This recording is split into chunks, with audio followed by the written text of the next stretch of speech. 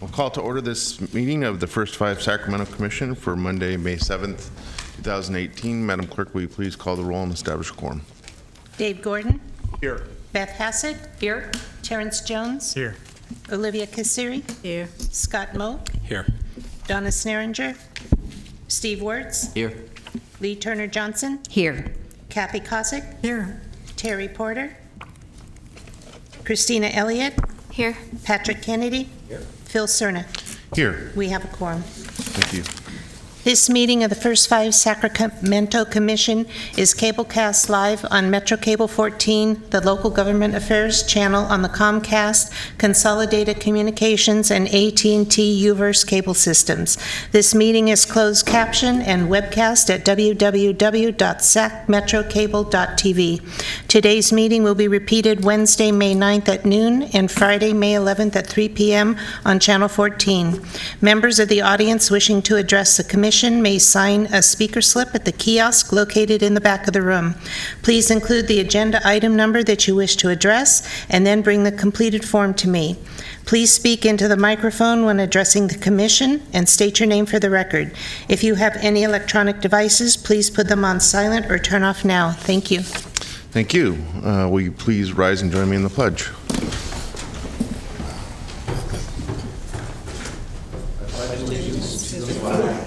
United States of America, and to the republic for which it stands, one nation, under God, indivisible, with liberty and justice for all.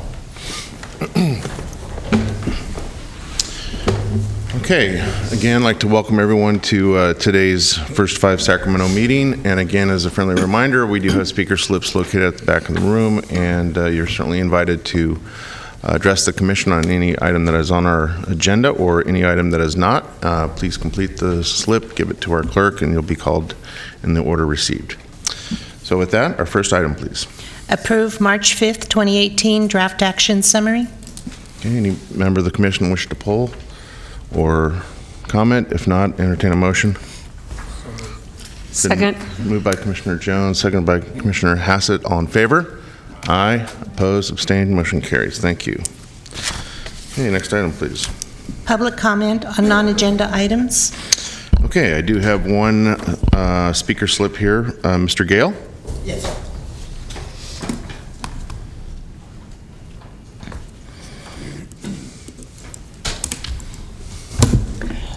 I've been coming to these meetings quite some time, and I wonder, is the board perpetuity the goal forever? What's the procedure of getting on the board? Is it an appointment or elected or what? And I live at North Highlands, and I question who represents that area. I don't recognize anybody. I've been elected for different offices in that area, and I've been here when we were passing out the dole, the financing for black kids' death and what have you. And they say they're representing that area, and most of them I've never seen them before. And it's one of those things that seem to go on like topsy and never end. Is there something different, innate different about black folks where they can't seem to manage that? For some reason, and we have a great health department, I suppose, and could we maybe transfer some of the money here to the health department and get that solved or something? You know, I hear it over and over, and that's my concern. Great. Thank and you. You have my address, and I would like to get those answers. Just mail them to me. Yeah, we have your written questions here. Thank you very Thank you. Okay. Okay. Next item, please. Advisory committee update. Oh, no, executive director's report. I could do both, just like that. Good afternoon, Commissioners. Good to see you all. I have a couple of highlights for you today. Last month was our First Five California's annual Child Health Education and Care Summit. We had a couple of our commissioners join us, especially in one of the workshops that I thought was really great. Commissioners Hassett and Elliott joined us for the commissioner-focused workshop where we talked a lot about sustainability, systems change work, and the new First Five Network strategy. I've been telling you a little bit about that as a teaser every month, but we actually are having our presentation with Moira Kenny from First Five Association next month to go over that. But I just really appreciated having two Sacramento commissioners in the room adding to that conversation. And then just last week, we had our 20th anniversary of First Five celebration at the Capitol. We had, the morning started off with Commissioners Cerna, Sneeringer, and Elliott, along with our secret weapon, which was Harper Elliott, our 4-year-old we took with us all day. We participated in legislative visits all morning. And then Commissioner Cerna presented Assemblymember McCarty with the Champion for Children's Award for carrying legislation, multiple pieces actually, that would benefit children. That was really great. And then in the afternoon, we were joined by Commissioner Turner Johnson and Cossack and Commissioner Wirtz and others to really celebrate with the kids and their families out there on the lawn. We had Rosita, the mascot from Sesame Street, and Potter the otter was there, and it's great photo ops, and I just think a wonderful time for the kids and families, and just to really put a spotlight on and celebrate what Prop 10 dollars have done across the state. We even had a run-in with prior Commissioner Chair Roger Dickinson was there, and so it's a good reunion. I wanted to touch on our Pride and Joy baby shower. It felt like a long time ago, but we just did finally get our video clip, and I wanted to share with you some of the outcomes of the baby shower and then show the video. It took place on February 24th. We had 189 attendees, with 90 pregnant or new moms with children under the ages of 6 months were there. We had partners from 28 community agencies. They provided educational materials. They connected folks to resources, gave away a ton of freebies, diapers, wipes, all kinds of good stuff that parents needed, and really talked to each parent and figured out sort of what would be our best program. Is it Black Infant Health? Is it one of the cultural broker programs? So they talked to them and they figured out where that was the most appropriate referral, and then got those women into services. So that was really great. And then this year we had a dad's corner. We were keeping in with our theme of stress, and so we had a yoga and relaxation corner. So just added a lot of different things this year, and really, I thought, took it to the next level. And I'd like to show you, it's a very brief video clip. Maybe.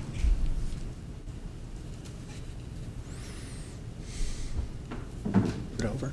Yeah, it's not that brief.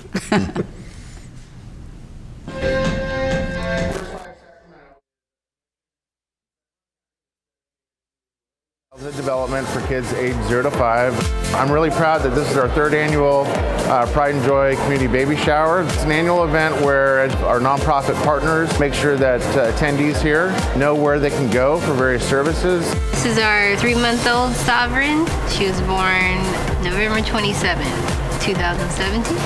The one thing that is a constant is the stress that comes with the newborn. Sleepless nights and stuff like that. Information about how to handle that is important. Stress can be very critical just in general for anyone's health, but the thing about being stressed and being pregnant is it also affects the baby, and it can lower some of the healthy outcomes for a young baby, and that's what the resource centers try to do for mothers and families who are pregnant. There is a disproportionate rate of African American children dying, and it was important for us to figure out the reasons why.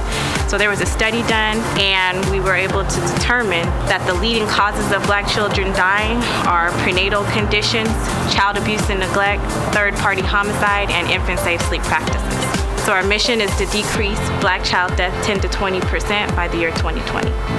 This is probably the most profound challenge we have in our community.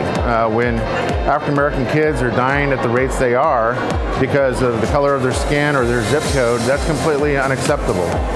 We're not just out here trying to, I guess, teach people, right? What we're trying to do is break generational cycles. You're not gonna learn something that your parents didn't know. So if you have people that are specifically put in place to teach these things, then it makes a world of a difference. Coming to events like this definitely would be something that would benefit everybody, and very important information that is being displayed here and talked about. It makes me feel like there are people out there that can help me become more prepared for my birth of my baby, and I think that's a really great thing for moms out there.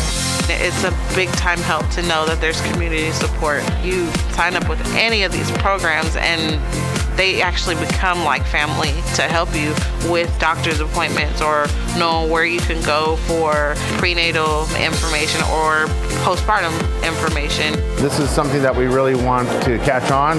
We want it to grow. We want to make sure that expectant moms in Sacramento County understand that they're not alone.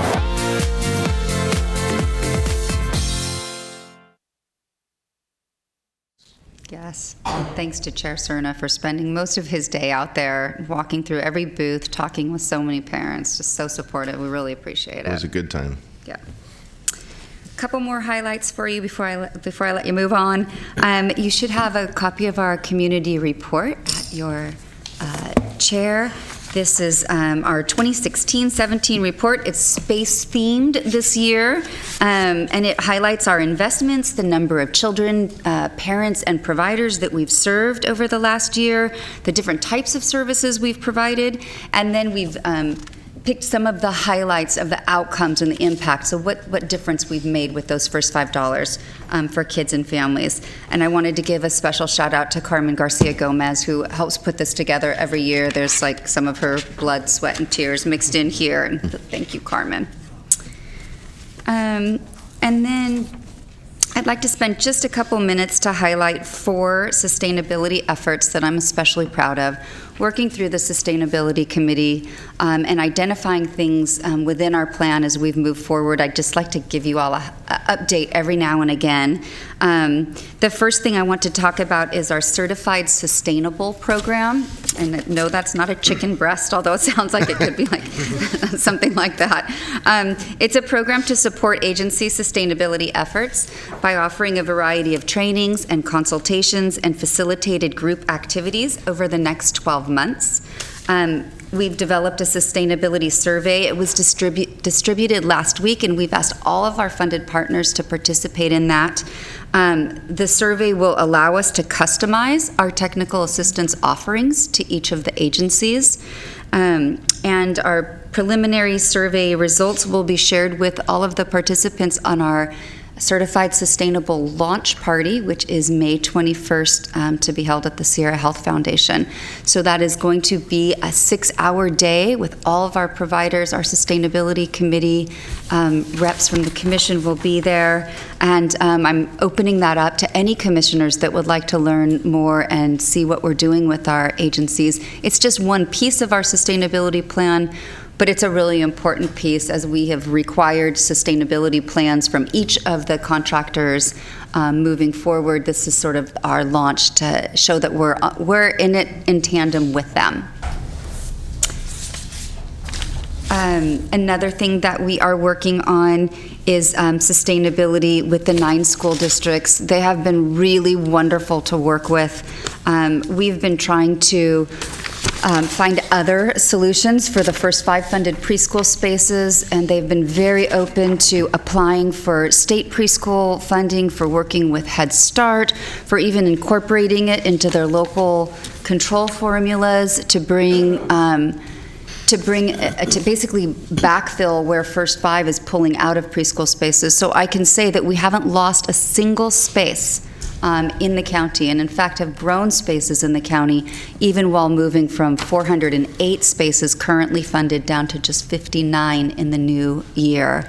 Those 59 spaces are going to two of our smallest districts, River Delta and Robla. It just takes, the smaller districts typically have fewer resources, and it takes a little longer for them to figure out their sustainability plan. But our goal is to find alternate funding for those by the time we hit the 2021 strategic plan.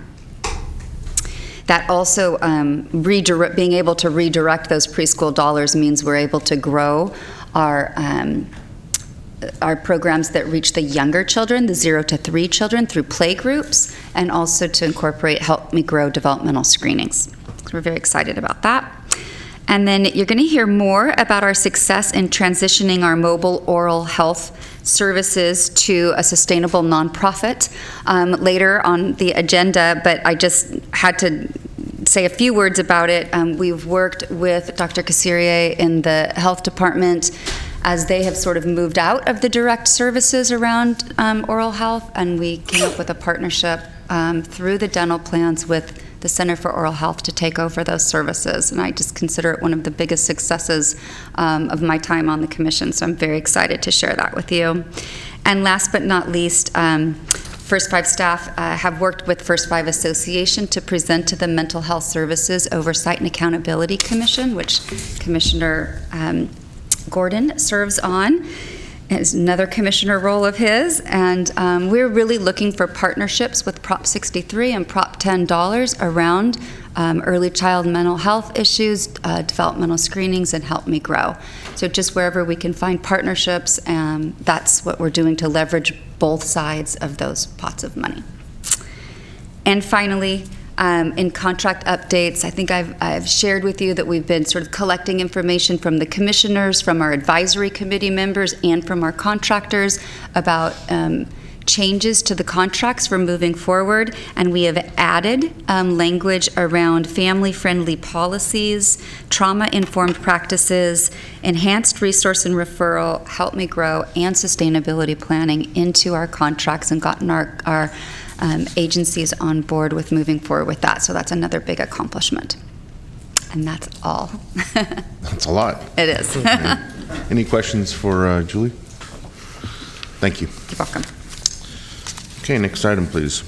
Advisory Committee update and the approval of the appointment of Sylvia Rodriguez. Okay. Good afternoon, everyone. Again, I am Robert Silva, the chair of the First Five Advisory Board of Sacramento County.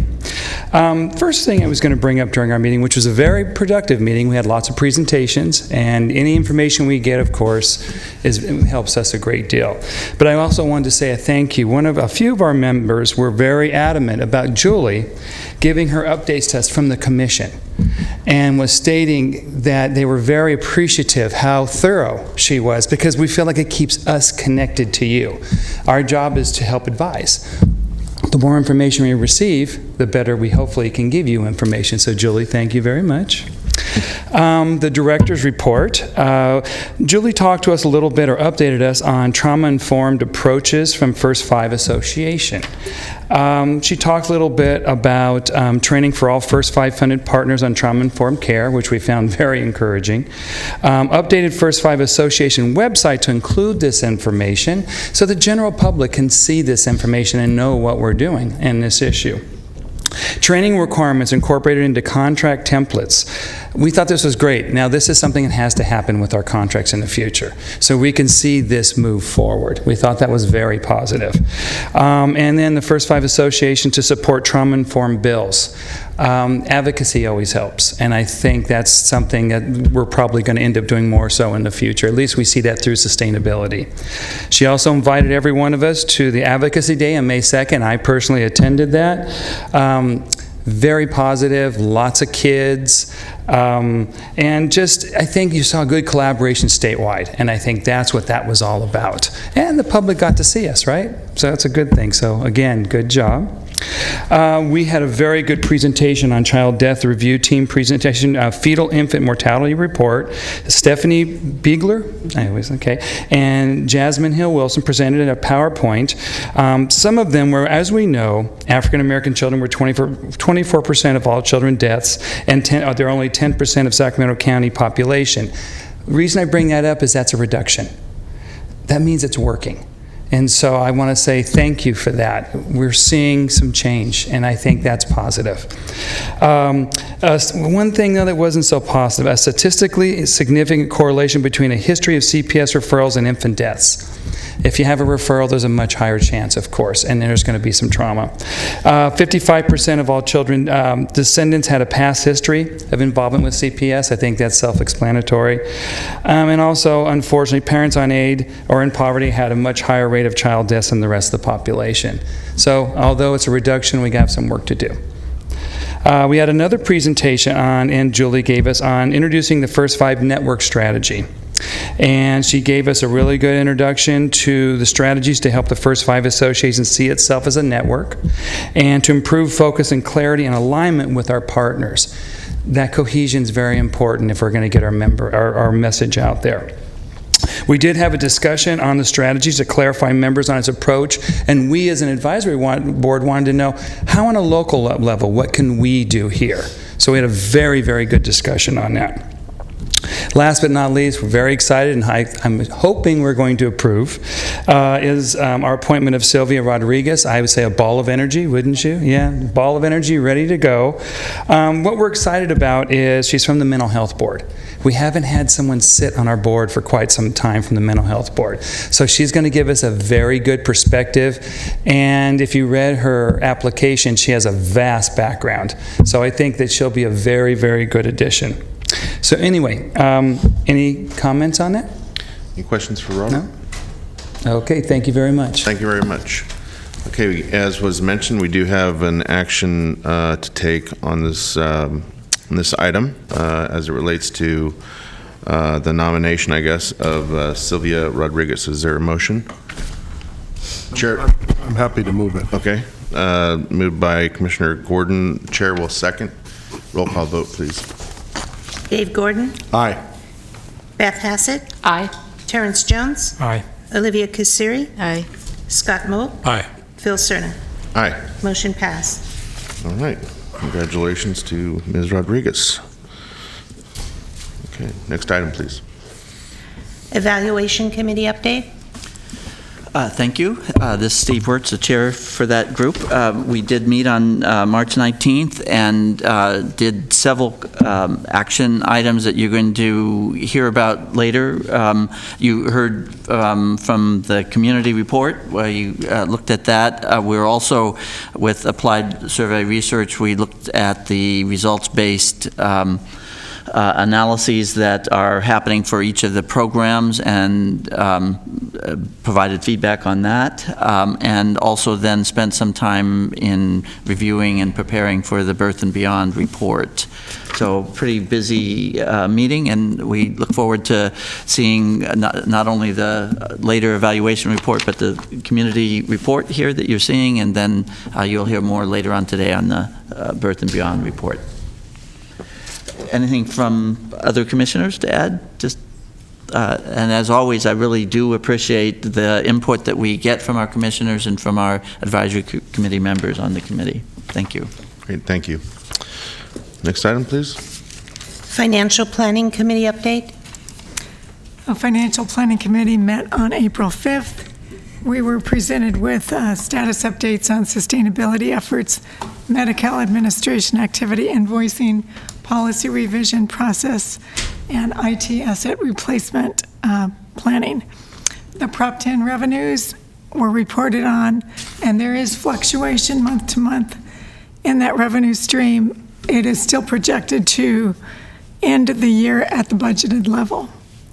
The committee reviewed two items that we will be looking at later on in our agenda, the 18-19 recommended budget and the 10-year financial plan, and we found them to be in line with the Commission's strategic plan, and we approved the item without any change. The financial statements through February 28th were reviewed, and no significant concerns were raised. Great, thank you. All right, next item is our Sustainability Committee update, but our chair, Commissioner Sneringer, is not here. We actually didn't meet. Our next meeting is May 15th. Okay, very good. All right, so item 8, please. Approval of funding recommendation for dental outreach, screening, and application of fluoride varnish. Okay, so the item before you today is to authorize the executive director to negotiate and execute a contract with the Center for Oral Health for the term of May 15th, 2018, so right around the corner, through June 30th of 2021 to provide dental outreach, screening, and application of fluoride varnish. It's a $625,000 contract over all 3 years. For the past 10 years, First 5 Sacramento has funded the Sacramento County Department of Public Health Services to fund the Smile Keepers program to conduct screening and applications of fluoride varnish to low-income children through preschool programs age 0 to 5. In the 2015 funding cycle, we allocated a little over $2.1 million to fund Smile Keepers, and they've been able to reach a little over 21,000 children in that time. And in July, so starting July 1st of this year, though, the Smile Keepers program will no longer be providing direct health services. They are focusing more internally on developing an oral health plan for the county. And so, as mobile oral health services still remained a priority within the 2018 plan, staff and Commissioner Casserier have been exploring a partnership with the Center for Oral Health to take over the services currently provided by Smile Keepers. And we have an enthusiastic new partner in the Center for Oral Health, and we have matching dollars from the 3 geographic managed care dental plans to match our first $5.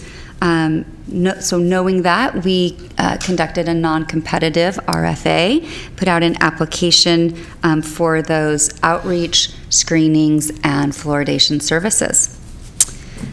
And to ensure the continuity of those services, the Center for Oral Health runs an Early Smiles program, so a very complementary program to what Smile Keepers does, only they were only seeing children ages 5 and over, and so this would allow them to expand to reach the 0 to 5 population.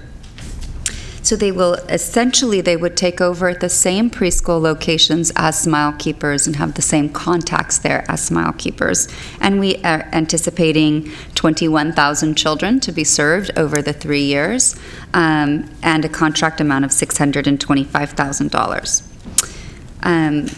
The Center for Oral Health intends to be self-sustaining at the end of the contract period, and in addition to the first 5 money, they will receive $525,000 from Access Dental, HealthNet, and Liberty Dental plans over the course of those 3 years.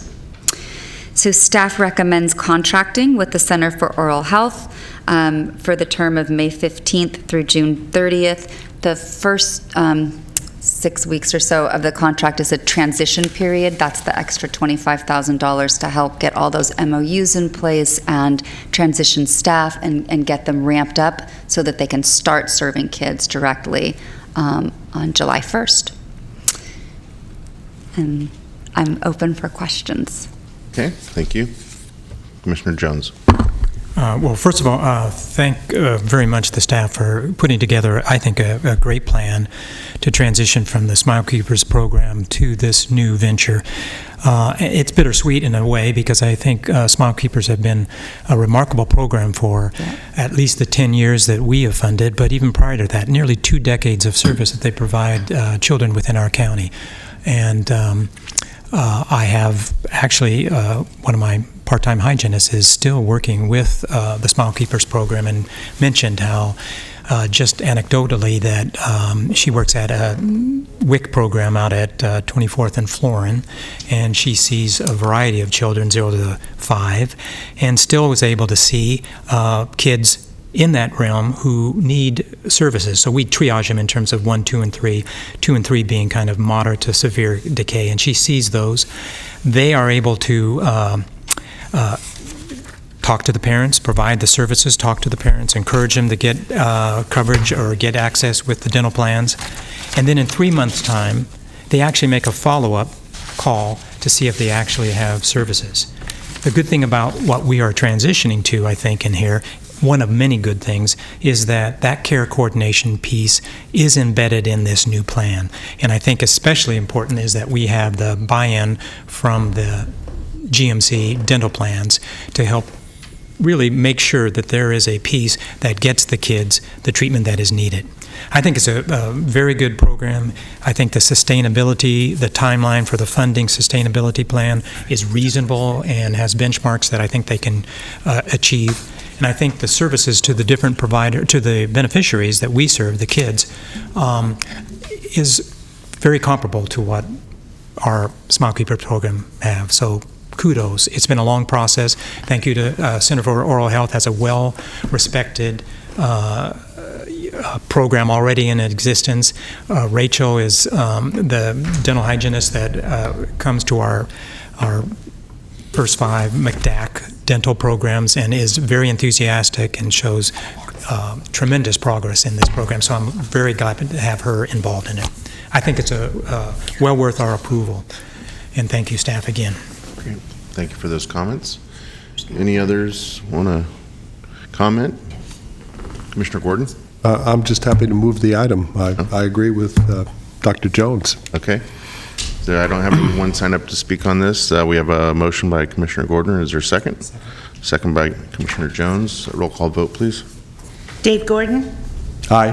Beth Hassett? Aye. Terrence Jones? Aye. Olivia Kasiri? Aye. Scott Moe? Aye. Phil Cerna? Aye. Motion passed. Very good. Thank you. Next item, please. Approval of agreement with Persimmon International Incorporated to provide a web-based data system. Thank you.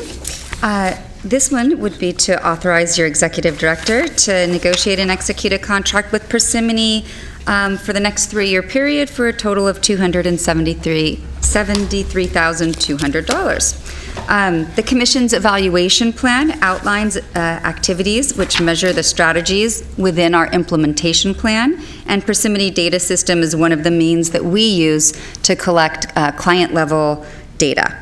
The Commission has utilized Persimmon since 2007-08 fiscal year, and we use them for contract monitoring and compliance, as well as looking at some outcomes. All of the providers utilizing Persimmon receive training and ongoing technical support, and it's taken us a while to get them all trained up, so we would like to continue. We have a long-standing relationship, Persimmon does, with First Five California in helping us upload our data. And so if approved, then Persimmon would continue to provide the Commission with software hosting and backup and securing our database, system support, and technical assistance. Okay, great. Thank you. All right. Any comments, questions by commissioners? I have no one signed up to speak on this. Commissioner Wirtz? Thank you. Just a question. We have used Persimmon for a long time, and they have been very valuable in getting us information that we've used in evaluation, as you said. And we've been making improvements, I think, over time there. And so I think I just wanted to clarify on the page that shows the sort of the scope of work or the topics for the scope of work. It talks about, mainly it talks about maintenance. And I'm just wondering if it's clear that that does allow us to consider potential changes that are, inherent in our plans for improving evaluation. Good question. I'm actually going to turn it over to Carmen to answer that. Can you be a little more specific as to what types of changes? I mean, they allow us to make changes to the milestones as necessary, service categories as necessary. I go in there and upload new services and milestones every time we have a new contract in place. And so we're currently we have about 20 contractors that use Persimmon on ongoing basis, and about like 100 users to do the data entry and whatnot. So I was thinking more of the kinds of things that we've talked about at the Evaluation Committee about, for one, the access to share information across funded programs. There's two levels of issue. One is, how do we maintain confidentiality in appropriate ways? But the other is the technical one of, is it possible for us to better use that data source to track the value added of being in more than one program, for example?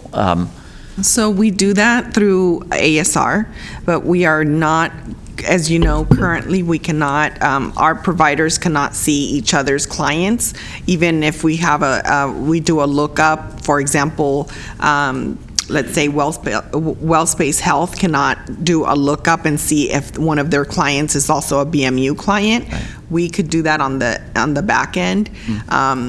And so that's still an ongoing issue, and it's something that I talk to them constantly about. But through ASR, we're able to look at our clients and see how they're interacting with other programs. And I know that the decision for what we do is, in process or whatever, but I guess all I'm wondering about here is in this contract, whether there's room, if there was a decision that we came to about making some changes in the software, is that covered in this kind of a contract, or is that going to be a separate issue because this is only about maintenance? Right. I think my guess is if it exists in the Persimmon world, as in they've already developed it for other counties, it would be available to us because pretty much whatever is in Persimmon is shared amongst all the first 5 counties as far as what they do. But if it was something that we were asking for just for us and we were asking Michael to create that, there would probably be an extra cost for that. Okay. And I think most of the things we've been talking about are done somewhere else in the state with facilities. So. Okay. I think I just wanted to clarify that. Thank you. Good question. Commissioner Hassett? I'm just wondering, as the number of contractors shrinks, is there any accounting for that? I mean, do we anticipate the cost going down if there are fewer?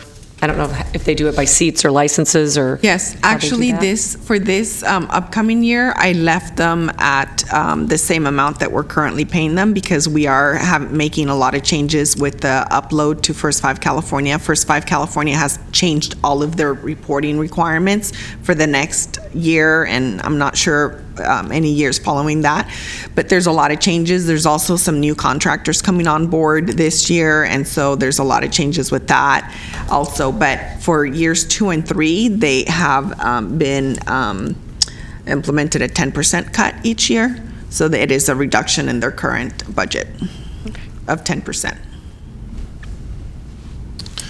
Okay, any other questions or comments?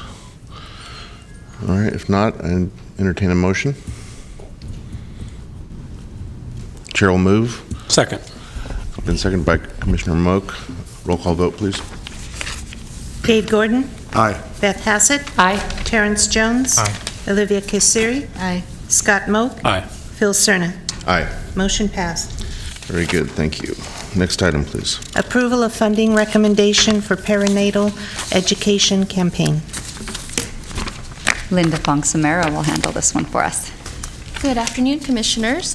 We're here today to request authority to negotiate and execute an agreement with Runyon Saltzman, Inc., otherwise known as RSE, for the contract term of July 1st, 2018 through June 30th, 2021, to develop and implement a perinatal education campaign, and the maximum amount will be $550,000 for the 3-year period. We came to this conclusion after releasing an RFQ, a request for qualifications, in March of 2018. And in April, we reviewed a proposal received by RSE. It received a passing score of 169 points out of 200 points, or 84.5%. They provided a very well laid out and detailed proposal, and both review teams really thought that they brought many strengths to the table. They showed a lot of relevant experience working with diverse communities, and certainly a lot of experience with health campaigns, where they've demonstrated some great successes. As you can see from the video today, that's just one example. They also have experience working with not just First 5 Sacramento, but with other First 5s throughout California. So those were all strengths that we saw in the proposal, and we really feel that they have a very strong basis and, again, well laid out plan in their next steps for a great campaign that's really aimed at healthy pregnancies, promoting healthy pregnancies and healthy births, in an at-risk target population of African American families in Sacramento County. So we really feel that moving forward with this group will be a great benefit and will also contribute to our county-wide initiative to reduce those African American childbirths by 10 to 20% by 2020. I think you meant deaths. I'm sorry, deaths. Sorry. Sorry. We're hoping for healthy births. Yes, there you go. There you go. Yes. Okay. All right, thank you. Commissioner Cossack. Yes, I was just wondering, as a competitive RFQ, were we expecting more than one proposal? And how far did we publish this? We did. We posted it on our website. It went on the Black Child Legacy news blast, and we asked partners to promote it in the community. I got a few inquiries, but we did not get additional proposals. Thank you. Commissioner Moak. That was going to be my question too. It's just I mean, it's a $500,000, amount of money out there for these marketing agencies to swing at is considerable. So the fact that only one came in is puzzling. I guess the other is I want to make sure we have a look back to ensure that I would assume you guys are happy with what came out the last round, and we're feeling confident that this group will not only continue on but improve upon what was done the last time, having more fluency within this area, understanding they work with other first fives, but not quite on what this project specifically is. And I guess for me, a 3-year agreement for this kind of work is unique. I actually think. I think that I don't think a lot of marketing agencies are as used to, although very much appreciating, but used to just a blanket 3-year agreement for something like this, because so much of the work it changes and needs to tack so quickly because of changes in the in the environment and opportunities that come up. I mean, obviously they're taking advantage of communication opportunities that exist. So I don't know if there's anything to do about that now, but maybe moving forward, as we continue to allocate $500,000 or thereabouts to this kind of work, I'll just maybe have us think about that a little differently moving forward. Okay. Commissioner Wirtz. Thank you. I think my question was a little bit similar to Scott's in terms of whether, in terms of the evaluation of the effort from the past. I think there's a set of media indicators, page views and hits and transfer times and so on that we've seen at times in the evaluation committee.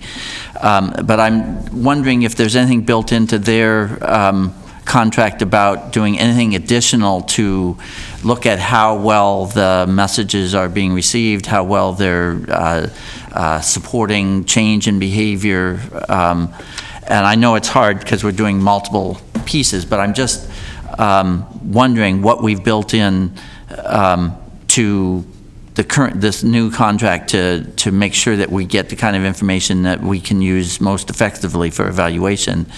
And I just to mention Scott's point about tacking for changes and so on. I know this time we tended to, the second set of messages was around the stress message, but I'm wondering to what degree the plan is to integrate this with the Black Child Legacy campaign in ways other than the positive way that they're supporting the Pride and Joy piece. So I just, in the beginning we had the problem that this campaign started before all the rest of the program was there, and I just think our issue in the evaluation committee has always been, how do we, one, make sure that these are integrating, and two, how do we make sure that they're adding value to this? So I don't know if there's anything we can say, or if we're expecting any other final report from them on the current situation for their plans and what we have in mind for the future. So again, it may be late in the game to ask some of these, but I just want to get those out there and see what we're planning. And so those are all things that we still have to negotiate for the contract. This is just the first step. And so we have the basic framework for what they put in their proposal, but we are looking at different ways to measure success. It is difficult to measure an education campaign. With regard to your question of Black Child Legacy Campaign, that was one of the requirements of the RFQ, was to work more closely with many partners in the community, particularly Black Child Legacy Campaign, and really integrating with those 7 community incubator leads. I think it would behoove us, I think, to bring this maybe to evaluation committee and get some ideas for what that evaluation could look like in the new contract. Because with your authority today to negotiate, we could bring some specific things after evaluation committee that we would like to incorporate in as far as evaluation measures, and use that time to do that. I think that would be helpful.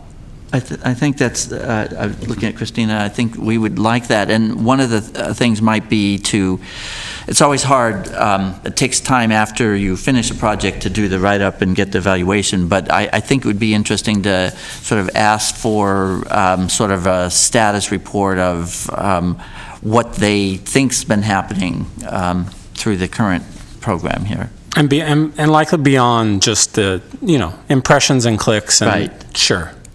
Right. But maybe we need to build in some intercept interviews, some other ways to get information back from the target audience, and if it has had any impact. Okay. So yes, we'll put that on the agenda for the next evaluation committee meeting and get some of that under us before we negotiate. Commissioner Turner Johnson. I just had a question regarding your speculation, it's what it would have to be, as to why perhaps there weren't other responses. Was it maybe because they had been the people, doing that campaign for us previously, or was it perhaps the turnaround time? And just an added comment is that when they originally were contracted with, I was serving then on advisory and actually sat and read all of those. There were others that applied at the time, and I remember very clearly that process and how they stood out as incredibly experienced and so forth, not specifically, as Commissioner Moak says, to this particular topic, but in terms of their skills otherwise. So I'm just wondering if you could speculate on why that might have happened. And just lastly also, I remember in their grant originally, and I'm sure it's still true, their collaboration in the community with agencies was pretty extensive. Yes. So I think that's good to know too. That's all. Yes. I'm not 100% sure, like a specific reason why there weren't other agencies that applied. I know that I had a very long laundry list of requirements in our RFQ, and so certainly I think for some agencies it's a lot to do with, for what some see as a limited budget. RSC brought to the plate a lot of in-kind contributions to this contract, so that was definitely something that we saw as a benefit as well. I did receive a few inquiries, but some of those inquiries were from people that are out of our county. So we really wanted to make sure that those that are convening this campaign have a really good feel for who's in this community and who they could collaborate with. So that may have also, deterred some people as well. Commissioner Wirtz. Just another point that this is a small amount of money for a media campaign, and it does shape what kinds of media you can use, and it tends to be then more on the ground and local in its effort. But just in terms of media campaigns, this is pretty minimal amount of money here for the 3 years. I mean, if you look at it as a 3-year campaign, not that it plays out each year, but small amount and we want to then make sure that it does target and is accomplishing some of the things that we are specifically intending. Yes. I just wanted to respond to Commissioner Turner Johnson too. It had the typical turnaround time of all of our competitive bids and was advertised in all of the same places. So it got the same exposure as any of our others did. Thanks. Sure. Commissioner Elliott. Really quick, what I appreciated, and I think what we'll just address through the evaluation committee, is the core service of collaborating with key partners. I think that in the minimum number to be reached, where we set those standards, where we have those conversations, because the amount is so low, I think that that's where we get the most bang for our buck, if you will. So I think that's why that core service is probably the most important to me from an evaluation perspective. Okay, this has been a good discussion. I think staff is hearing somewhat a sensitivity on this commission to understanding at least the process when we have somewhat of a customized situation here and when we only have a single respondent. So I'm sure you're going to internalize that and make sure we're very well educated before the next time we have a situation like this. Okay, all right. We do need to take a vote on this item. The chair will move it. Is there a second? I'll second. Second by Commissioner Hassett. Roll call vote, please. Dave Gordon. Aye. Beth Hassett. Aye. Terrence Jones. Aye. Olivia Kasiri. Aye. Scott Moe. Aye. Phil Cerna. Aye. Motion passed. Very good, thank you. Next item, please. Public hearing, adoption of the fiscal year 2018-19 recommended budget and 10-year financial plan. Okay, good afternoon, ladies and gentlemen of the commission. My name is Eric Harold. I am the Chief of Administration for First 5 Sacramento. Agenda item 11 is the fiscal year 18-19 recommended budget and 10-year financial plan. If you go ahead and look at attachment 1, the budget highlights, we can take a look at the budget highlights. The fiscal year 18-19 budget has $23.5 million in overall expenditures. This includes 4.9% for administration, 2.4% for evaluation, and 92.7% for overall program activities. This attachment also has a breakdown of how the funding is split among each of the result areas and provides a breakdown on the net effect to the reserve. This is seen in the call-out box at the bottom right. You can see in this box that our reserve beginning balance is $25.1 million. We have a fund balance of $6.2 million, and we will require a reserve release of $3.5 million for a total assistance of $9.8 million in the proposed fiscal year 18-19 budget. This will leave the ending reserve balance at the end of fiscal year 18-19 at $21.5 million. So when this assistance is combined with the anticipated revenues in fiscal year 18-19, you can see that we have a total funding of $23.56 million, which is equal to our projected expenditures, or anticipated expenditures. Okay, if you move on to attachment 2, the budget detail, I'd like to talk a little bit about some of the specific expenditures and revenues. You may notice that some of the individual general ledger accounts are reduced in spite of having spent all of the funds budgeted. So in other words, if I requested a budget of $50,000 in a particular account, we spent $50,000, and this year we're requesting $30,000. Well, these are identified reductions that First 5 is making for the 2018 strategic plan. We're not just expecting our contractors to take all the cuts. We have also made reductions.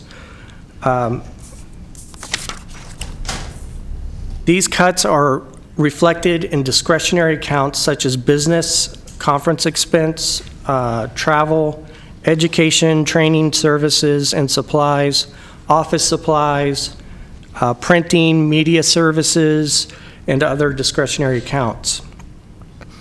As far as staffing goes, we did reduce our staff by 1.0 FTE, which is full-time equivalent. This was a vacant Administrative Services Officer 2 position, which generated about $116,000 in savings. We also are leaving vacant a planner position that was vacated through a retirement for the dental program. We're leaving that position vacant, and we've kind of entered into a partnership with Public Health where we are funding 0.25 FTE of a health program coordinator to monitor our dental contracts. We also house that position over at the First Five office. Our community-based contracts were reduced by $5.6 million overall. However, $2 million of that was for the Rancho Cordova fluoridation project that came before the commission a few months ago, I think. So that accounted for $2 million of the reduction. On the revenue side, we are using a 1% assumption for the rate of interest on the reserve fund. For Prop 10 revenues, the California Department of Finance and First Five California provided projections that include Prop 56 backfill for all the counties. We were given a range from $12.2 million to $12.9 million for the next fiscal year. I went with the $12.2 million figure due to the current state of volatility that we're seeing in the Prop 10 funding, and also to mitigate against mid-year changes if revenues do not meet expectations. So I wanted to avoid that if all possible. There were no other significant revenue issues to report, as the remaining revenues are anticipated to be static or status quo. If you go ahead and move on to Attachment 3, the 10-year financial plan. Actually, I've included a bonus year this go around, so I could go ahead and finish out the 2024 strategic plan. And you can also see a redesign in this form a little bit. I've included all the reserve fund information at the top of the form as opposed to the top and the bottom, how it used to be.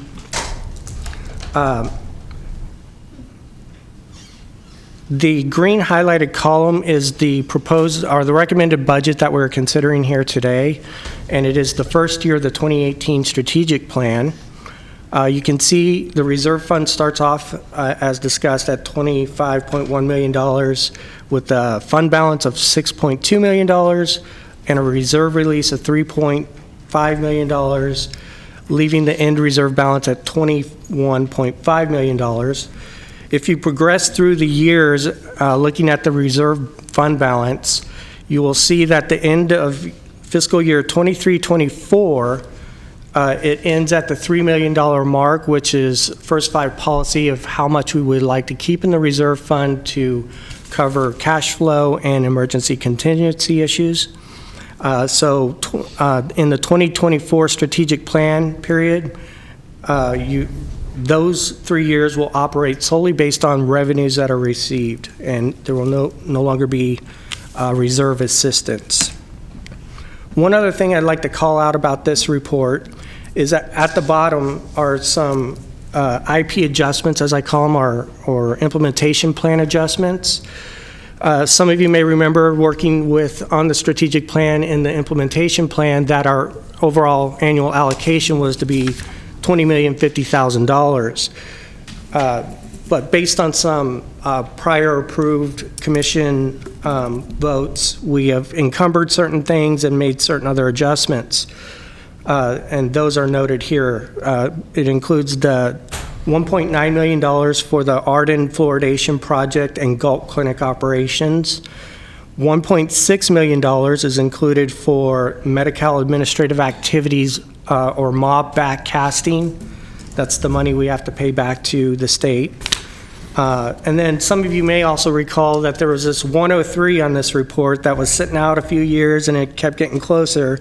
That was held for evaluation, extension of a 6-month extension of evaluation contracts that are finally included in this budget. And then there's a negative effect or adjustment, and that's a result of some of our contractors opting to take a little bit lower contract amount so they can build in a cost of living adjustment as the progressive years go by. So there's a little bit of a negative adjustment in this year. So with all those adjustments applied, you will see that the overall budget request, or the adjusted budget request, is $20,050,000, which is in line with this 2018 strategic plan and goals. And this concludes my report. Okay, thank you. Any questions, staff? Okay, if not, this is a public hearing, so I will open the public hearing and welcome anyone who wishes to address the commission.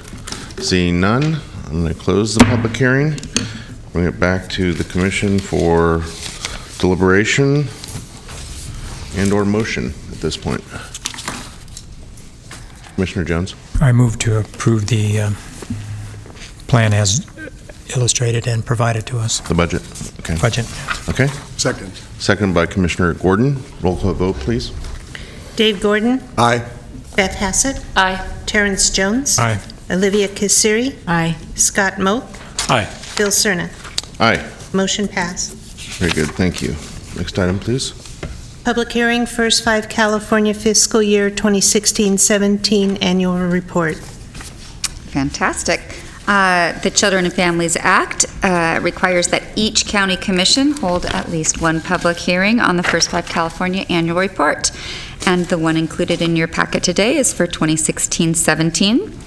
It includes both fiscal and service data relating to the county commission's collective results, as well as what First Five California has been up to.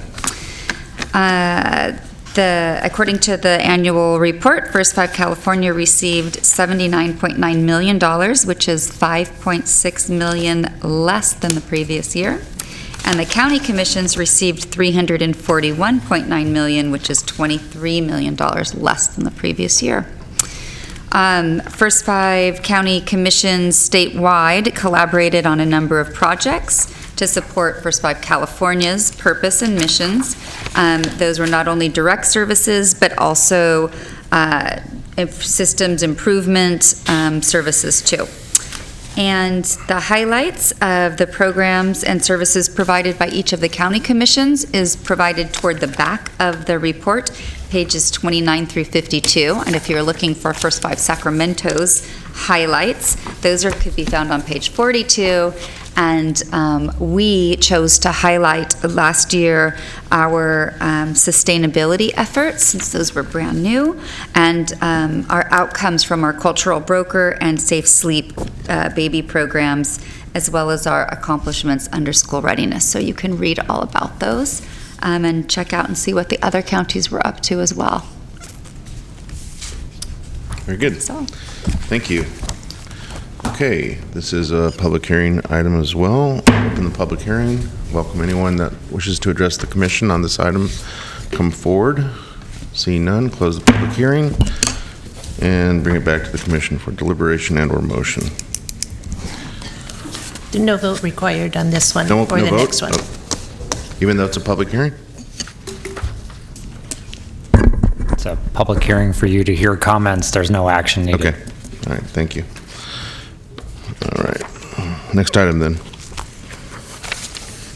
Presentation of Birth and Beyond evaluation of fiscal years 15-16 and 16-17. Great. So each year, our partners at Birth and Beyond provide an update to the Commission on the outcomes of the previous year's activities. I believe Sheila Boxley and Richard Dana will join us today to share with you a look at client outcomes over a 2-year period. Welcome. Thank you. Okay. I do this every time. I know. There you go. Okay. All right. Good morning. Thank you for taking time again to hear our results. We've had quite a lengthy process in putting this together, and you have the whole report. I promise we're not going to go over every piece of it because we presume you can see all that's in there. I'm remiss. I should say I'm Sheila Boxley, the President and CEO of the Child Abuse Prevention Center, one of the partners in Birth and Beyond. And just as a reminder, we have a whole slew of partners, the primary partners being Folsom Cordova Community Partnership, La Familia, Mutual Assistance, River Oak, Sacramento Children's Home, and WellSpace Health, as well as the Child Abuse Prevention Center. But in addition to that, we have a number of other community providers providers and referral sources who are partners in the program. As it also turns out, we're coming upon a big milestone because next year is the 20th anniversary of Birth and Beyond, and that's really quite an accomplishment in terms of sustainability for community-based programs and initiatives. So kudos to your commission as well as the Board of Supervisors for your ongoing support. This evaluation is really based upon a very intensive and inclusive process of looking at the data, looking at the design, looking at all the questions that anyone might have on the committee, and that includes representation from your staff and also from Commissioner Wirtz as the Evaluation Committee Chair, representation from Child Protective Services, from the Sacramento Department of Public Health, as well as individuals from Birth and Beyond and CAPC. And so really, truly a very intensive, heavily discussed, and really a consensus in what should be measured and how it should be measured and what the primary questions are that are going to be addressed through the evaluation. So this is not a descriptive evaluation where we're going to tell you all about how many services and so on, but really looking particularly at the impact on CPS in terms of recidivism, entry or re-entry of families who have been served. And I'm going to turn it over for a bit to Richard. Thank you. Okay, how do we use this? Is it as simple as that? It really is. Wow. My boys would be so proud of me. So I'm Richard Dana. I'm with the Mutual Assistance Network, and I'm also the chair of the Birth and Beyond Collaborative, and thank you for having me today. So I'm going to start with this slide and not even have to use the clicker yet. And that's probably the technical term, isn't it, the clicker? So this evaluation covers the 4 core areas of Birth and Beyond: home visitation, crisis intervention services, effective parenting workshops, and enhanced core services. Enhanced core services, I'll go into this a little bit more later, but just for your reference right now, it is the items that occur at the Family Resource Centers, the FRCs, that incorporate the various activities to improve family dynamics. So you can think about all the different things that are not home visitation, that are not a parenting class, that actually go into support a family life. There's a lot of them. This one, we really looked at some primary questions that needed to happen in order for us to make sure that this evaluation was meeting all the questions that we need answered. So some of those include the programmatic reach of Birth and Beyond, how many families we're actually touching during the years. This evaluation incorporates 2 years. It was supposed to be, originally we had 1 year. There were some questions that were asked, and actually, I think, Julie, it was you who convened the group together at first to make sure that this was answered properly, which had to happen. And I also noticed back here, too, I want to make sure that Lynn Kennedy is recognized, because the evaluation process that we use in data-wise comes from her work from many years ago. I shouldn't say many years, currently, plus many years ago. We also looked at the characteristics of the families to make sure we're hitting all the proper areas. We looked at the outcomes of what families, what happens to families after the cases close. We look at the participation for home visitation families with CPS after cases closed. We look at what is the optimum number of hours that a family needs to be in contact with Birth and Beyond to know if it's being successful. And to do that, we do have some primary data sources we use. We use the data that's collected on-site through the Birth and Beyond program. That's then in turn what I was just referencing with LPC consultants. We use pre and post assessments, and we also look at CPS records. Now I get to use this.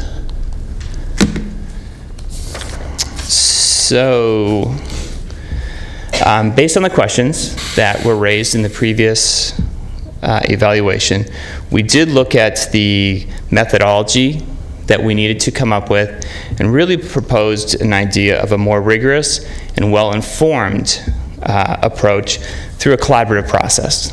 So that's the important part, is that this process is agreed upon by all the partners. So First Five, CPS, which is DHHS, Birth and Beyond, all took part in this process and all agreed upon the methodology. The information you're going to receive today is both DHHS families and First Five families. That's important because the funding for Birth and Beyond comes from both sources, along with additional funds from MA, from AmeriCorps, so on.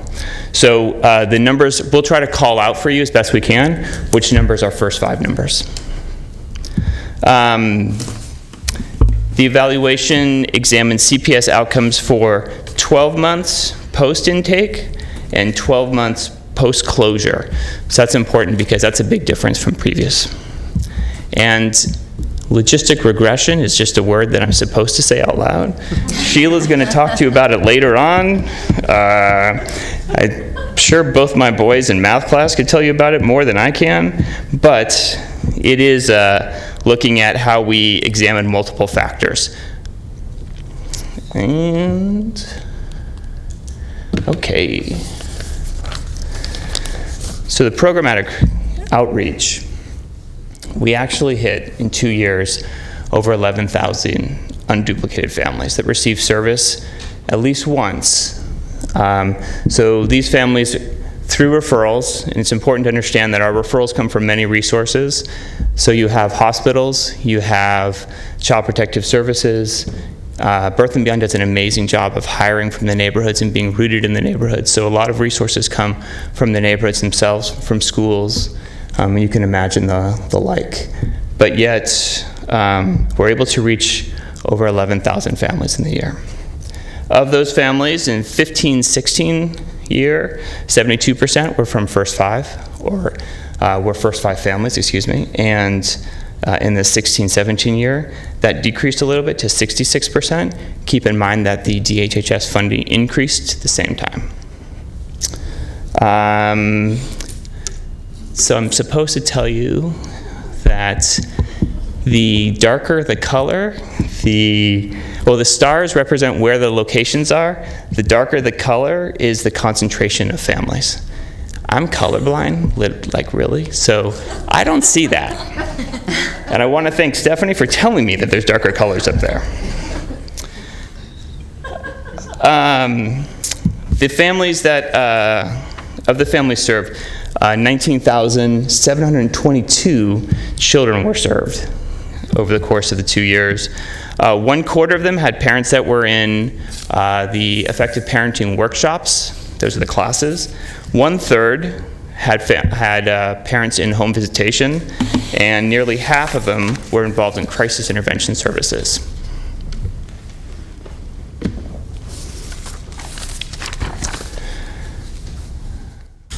The number of families receiving, actually, I'm going to take a step back for a second.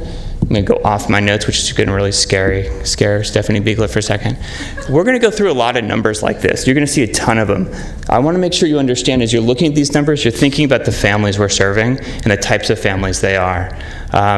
Their lives are in crisis in the moment they come into us. And over 60% are seen by our crisis intervention specialists. The families are living in tough conditions. Our home visitors, I couldn't be a home visitor. Our home visitors go through extensive training to work with them, and they use comprehensive materials to know what to do with them. And I think about actually Commissioner Moe came out to visit Thanksgiving, 2 Thanksgivings ago, and visited some of the families, and how it is that the empathy the parents and grandparents have for these kids is amazing, but their resources aren't there. And our home visitors and our staff do everything they can. So as you see these numbers, think about the conditions the folks are living in, and how difficult it is, because numbers are numbers in the evaluation paperwork, but in reality, it can be pretty tough. So, of that, we had 3,120 families that received home visitation services. I'm trying to look at for the 22% of home visitation cases, 22% of the home visitation cases were joint CPS visits, which is important. Of the parenting workshops, you're talking about a variety of parenting workshops that we utilize. There's Make Parenting a Pleasure, receives the most people or attendance, but we also use Dare to Be You and NPP, which is Nurturing Parenting Program curriculum. We have NPP Toddler and Infant, Prenatal, Fathers, and School Age. Of all of them, they are anywhere from 18 to 25 hours long in curriculum, so that can go on for quite some time. So in recognition of that, we look at 80% completion or 80% attendance as completion. For crisis intervention, this is a really important and valuable portion of our program. The reality is that many of the families who come in need this service immediately. Some 40% of the families that we see receive case-managed crisis intervention.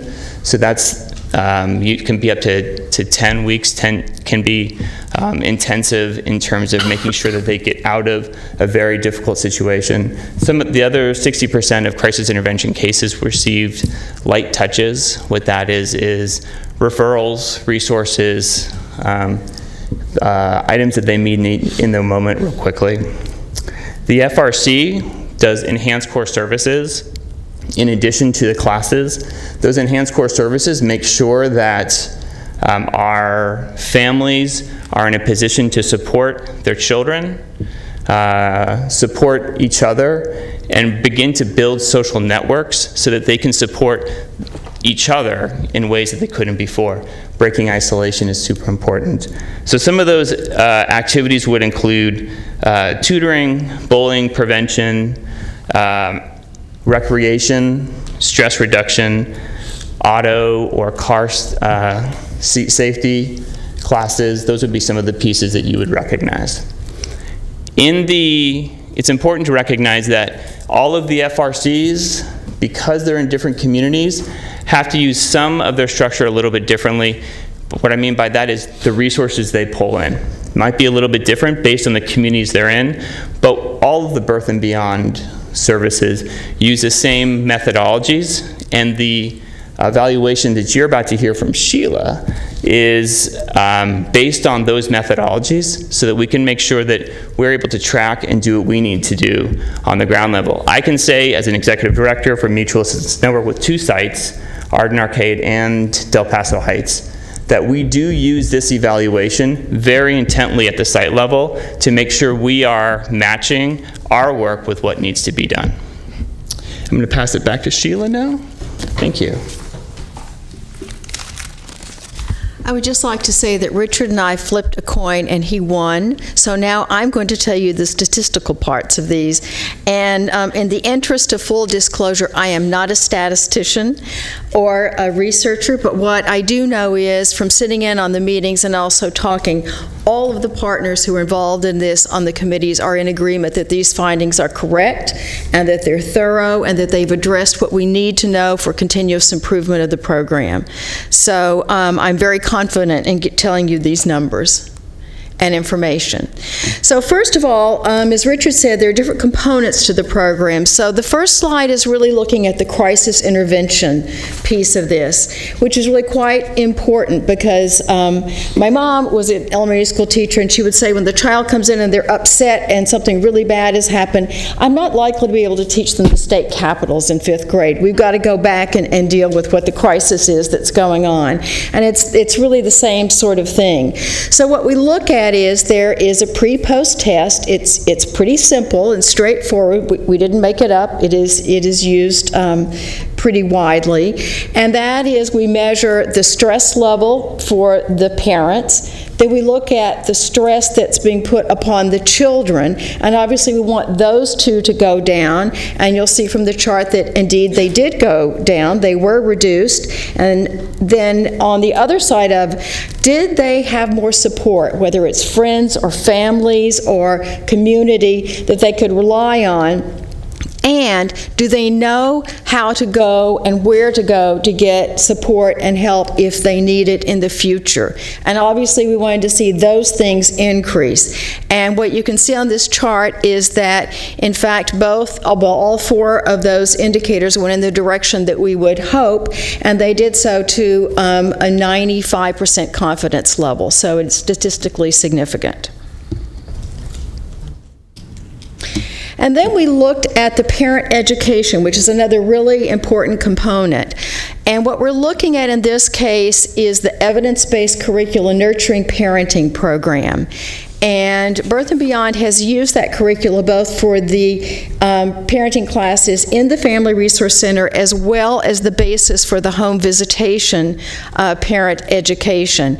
And a shout out to First Five, because it was some years ago that First Five investigated the various evidence-based curricula for parent education, effective parenting, and gave us a short list of things to choose from. And this has been a really effective parent education approach. And what goes with it is an assessment tool, and that assessment tool is administered initially and then periodically to see what the changes are in both the knowledge that the parents have as well as the attitudes and behaviors.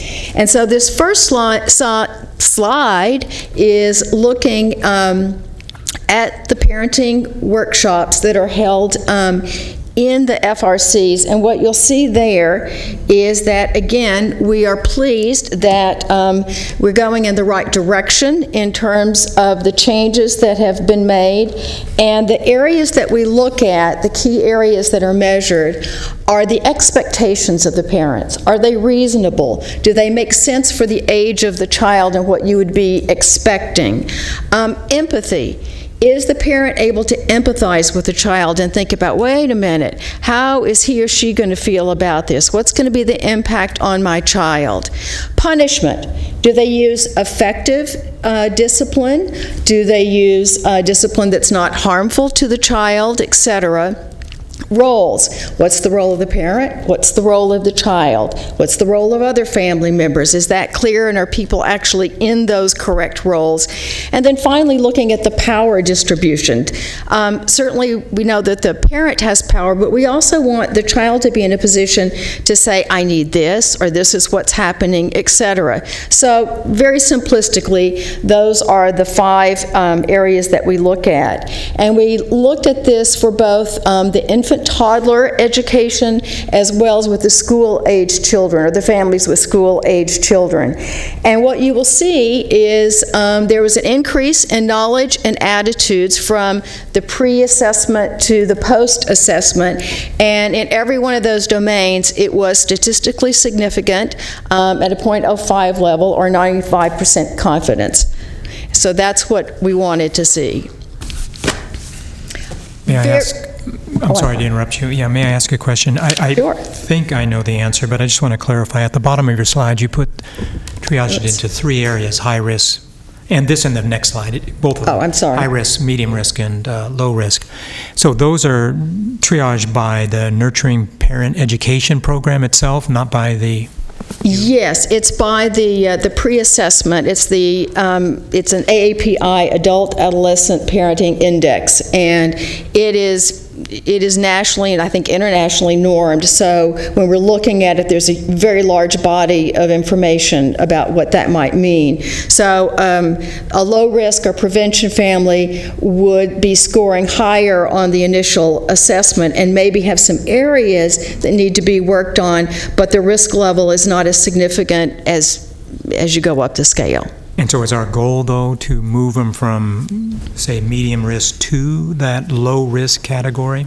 Yes, Right. Yes. I mean, if they're high risk, we want to get them at least to medium. If they're medium, we want to get them to low risk. I mean, ideally, we'd like everybody to be no risk, but And just to follow up, I'm sorry, just to kind of, so if we were to check this in 3 or 4 years, these same families, we would hopefully see that that actually occurred? we would hope that we would see that. Realistically, when families have cases closed and they've gone on, we don't really have the ability to follow them 5 years later and ask them to take the assessment. So we don't necessarily have a way to know that very long term.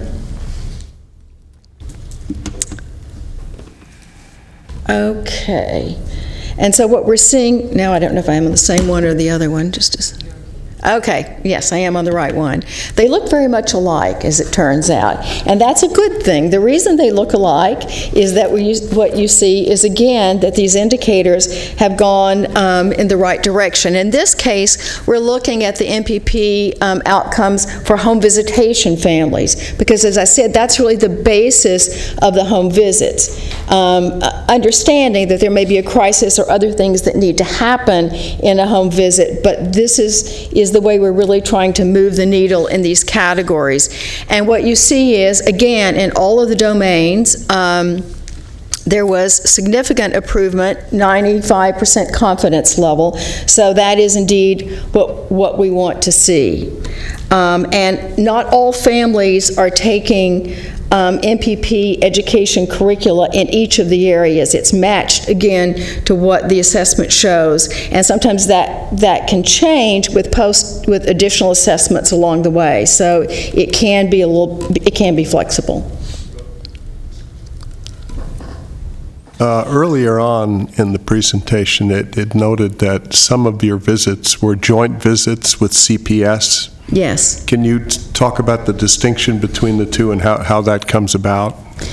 It can come about in a number of ways. Sometimes the referral that happens may be the joint visit, so that somebody from CPS is accompanying a home visitor from the very beginning, and that's not atypical from that sort of a situation. There can be incidents subsequently where there might be a joint visit, and that just is some incident that's occurred or some risk or something else along the way with the family, but typically it's early on. It's kind of a transition, if you will.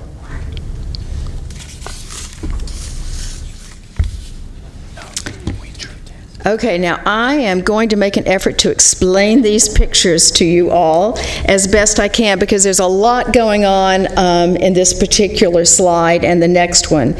What you're going to see is we're looking at outcomes relative, in this case, to CPS investigations. And we're looking at it in two different ways. If you look at the slide and you're not colorblind, so and you can see the dark and the light, what you'll see is there's a light blue bar, and the light blue bar is for all intake. So that's measuring what happens with a family 12 months after the initial intake. So part of that time or all of that time they could be getting birth and beyond services. The darker blue is looking 12 months after case closure for a family. So they're no longer receiving the home visitation services. This is 12 months out. And if you look at the bottom of this slide, what you see is dosage. And the dosage is in hours. And so at the very left, you're looking at families who receive less than 8 hours of services. And what I would tell you from a programmatic perspective is we don't necessarily ever claim that in less than 8 hours, like for example one visit, you're going to have a transformation of the whole family and everything that could possibly happen. So that is interesting to see, but we think that actually some of the rest of the information there is actually even more meaningful. And I do want to point out, when we're talking about this, again, this slide is just CPS investigations. It doesn't mean a case is opened. It doesn't mean that there's a substantiation. But 52% of the parents in home visitation have a CPS prior history. So they've already had contact with CPS in some way. And that does not include the parents who were child victims. So this is just the parent has had some exposure and with CPS. And what you see is, I'm going to kind of cut to the chase with part of this. We are looking very much for where are the sweet spots, how much service starts to make the most difference, what duration of service makes the most difference. So I will point out to you that in the slides with the intake cases, in other words, 12 months after intake, 86 to 93% of the families did not have a CPS investigation if they had 32 hours or more. And in the closed cases, where we're looking 12 months after closing a case, 89 to 93% of the families with as much as 24 hours of home visitation did not have a subsequent investigation. And those numbers with that amount and dosage are consistent with the prior evaluation. So that is part of the continuous improvement for the program, to try to hit that mark with as many families as possible. This looks very similar to the one that you saw before, but in this case what we're talking about is substantiated CPS cases. And again, we're looking at from intake 12 months and from case closure to 12 months. And the dosages are the same as they were in the other chart. They're in 8-hour increments. And it really looks very similar in terms of graphing it, because what you see is that as we go up in dosage, there's a decrease in the substantiated cases, which I think maybe is something you would expect to see. It would be normal to see. But you see when you get to a certain point, you're looking at 99%, 100% of the cases. And that's including the ones where it's been 12 months after services have occurred.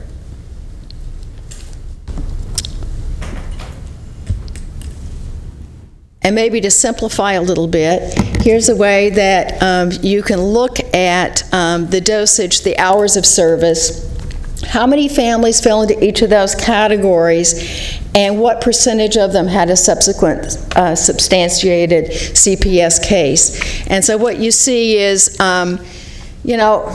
8 hours or less is probably not nearly as effective as the other doses, and that's what we would expect. And again, it's consistent. And from that, we know that being at least 16 is really important. But if we can go higher and put it in the 26 to 35 or so, we're probably right at the place that we need to be in terms of having the greatest impact.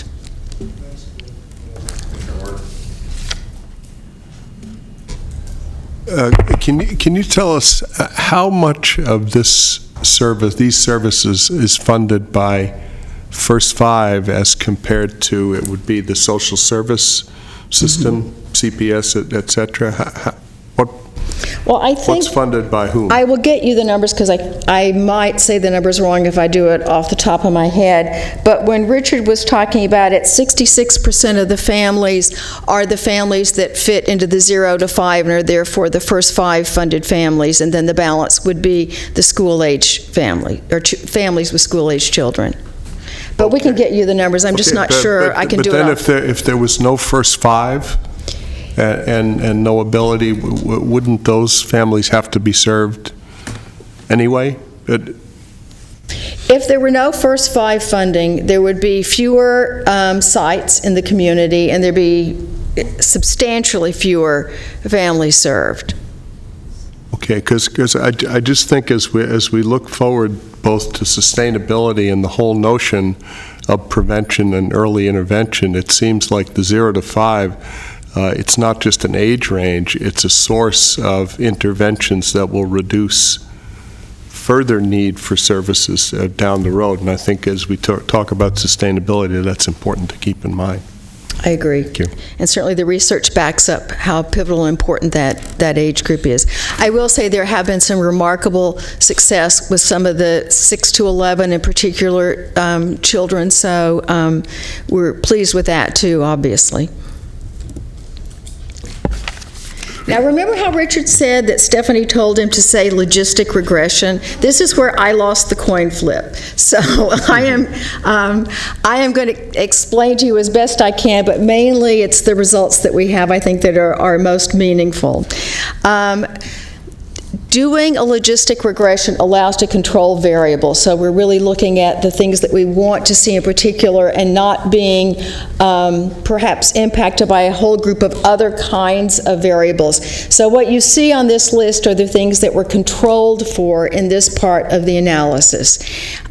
This is another level of sophistication that we haven't done in the past, and so kudos and thanks to all the partners who were at the table in this design, because that made it possible for us to do this kind of a look.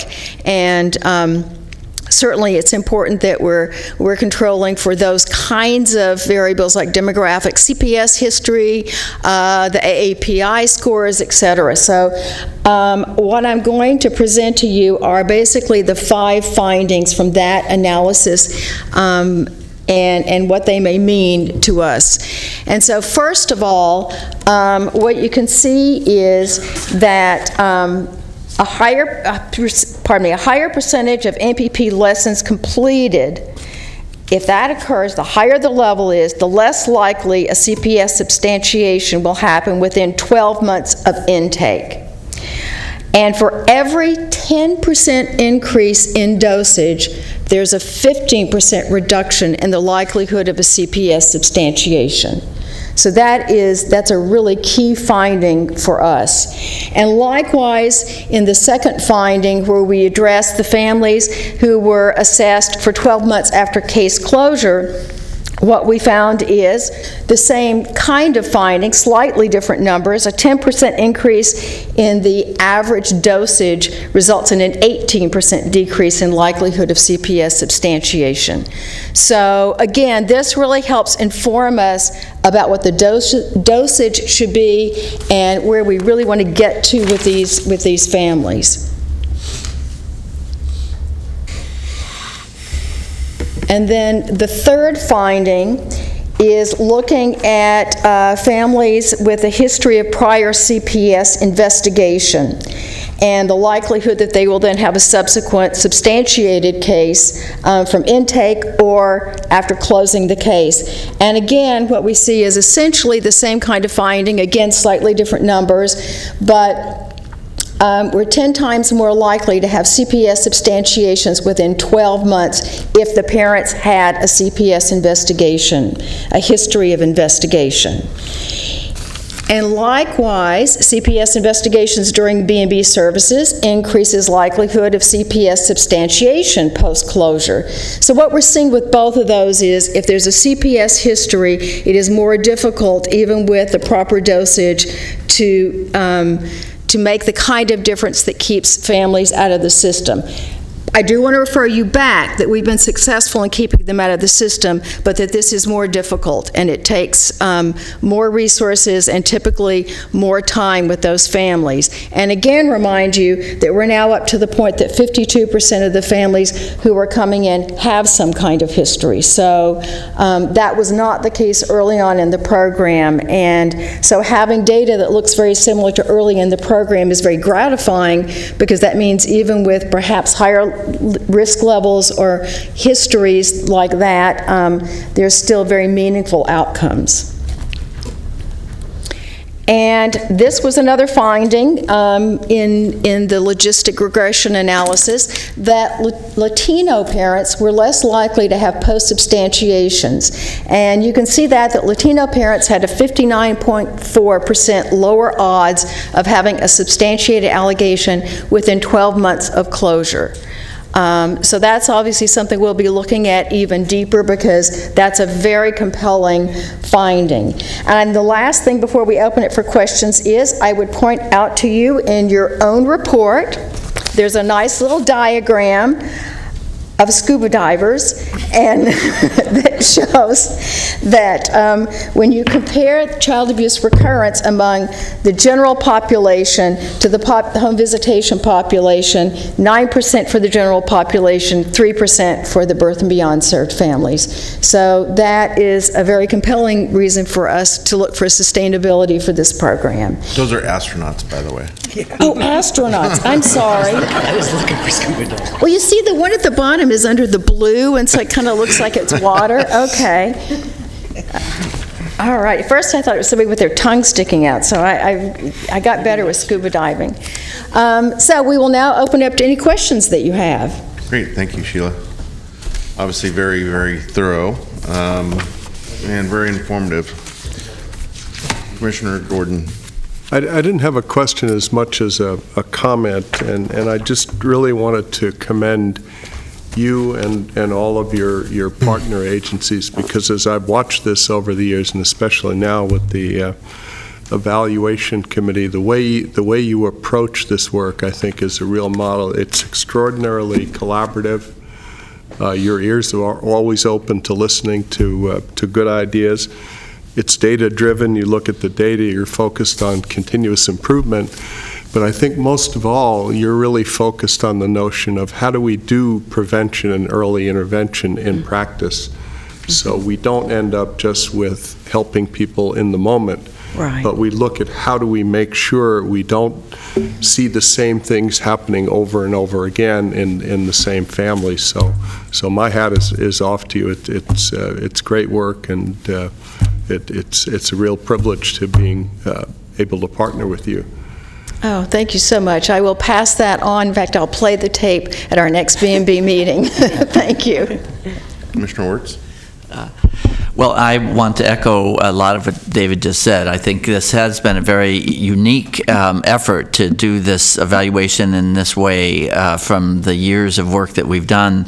This is the most collaborative, and that's not saying anything negative about the past by any means, but I think being part of that committee and listening to the buy-in from the county and from First Five and from our evaluators and from our partners in the programs was really impressive, and I really do think it sets the stage for continued improved quality improvement kind of efforts, because I think these are good results, and I think the thing that is really striking about this is I think the earlier comments that these are families that are often in crisis and really do need support from the community and from other parts of their relationships. That just shows how difficult it is to work with families who have multiple stresses in their lives, and their kids are at risk in part because of that. And I think it shows two things. With the logistic regression notion, it really indicates that even when you take into account that half of these families have had CPS involvement already, even when you take that into account, the more we can keep them in services, the less likely it is they're going to have a substantiation down the road, and that's significant.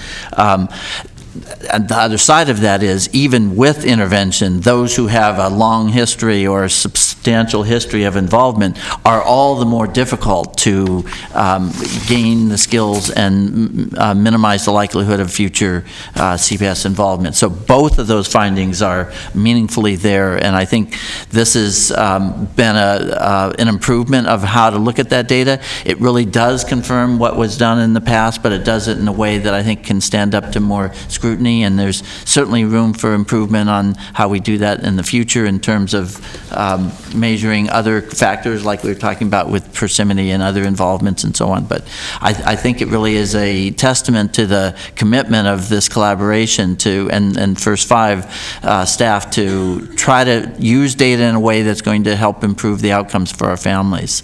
So it's a great indication that we are making progress in a difficult situation. It's not easy, and that's why it takes the amount of time and effort from each and every one of the dedicated home visitors and staff in these programs. And I really like that some of the community are engaged back into these efforts around the family resource centers and so on. So it's a good indication. Thank you. I think it was a great process. Thank you. I had a question. I'm looking through the full report, the evaluation, I guess, and I'm not seeing any kind of cross reference to Birth and Beyond sites. Is there, in other words, if I wanted to note the statistics that you showed for the entirety of the program, can I do that by looking somewhere, maybe it's an appendix to this, that tells me what the performance was, for instance, at River Oak? We didn't do that. You didn't? Broken it out by site.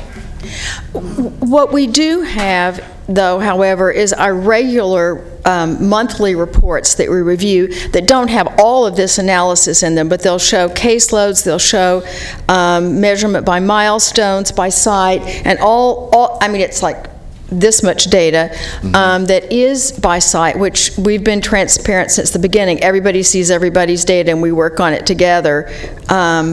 But this level of analysis doesn't break down, but we could provide you with the other. What would it take to provide this level of analysis by site? Can I get back to you, because I don't know how to answer that.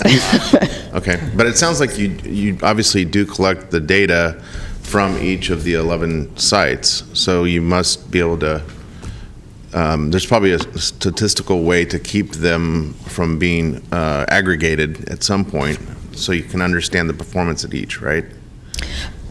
We know we can do that for all the milestones and other variables, but not necessarily this. And so I think I have to go back to the committee and the data. I'm not the person who would know how to do that. So we'll circle back. Okay. All right. Thank you. Thank you all. My cheat sheet says vote. Is there no vote? No. Okay. Didn't think there was. All right. Next item, please. Commission member comments? You're right. Okay. Any member of the commission care to make a comment or comments? Commissioner Hassett. Yeah, I just want to say I enjoyed going to the meeting with all of the other commissioners from throughout the state. Christina and I were there at separate tables, but it was a really good opportunity to hear what other commissions are doing. A lot of it was about the shift from being a funder to other sustainability and policy work, and I was just really proud that we're already so much farther along than a lot of the other agencies are, and people were impressed with some of the work we're doing, and it was just really interesting to be a part of that and be part of the bigger picture. So thanks for having us come. Very good. Any other comments?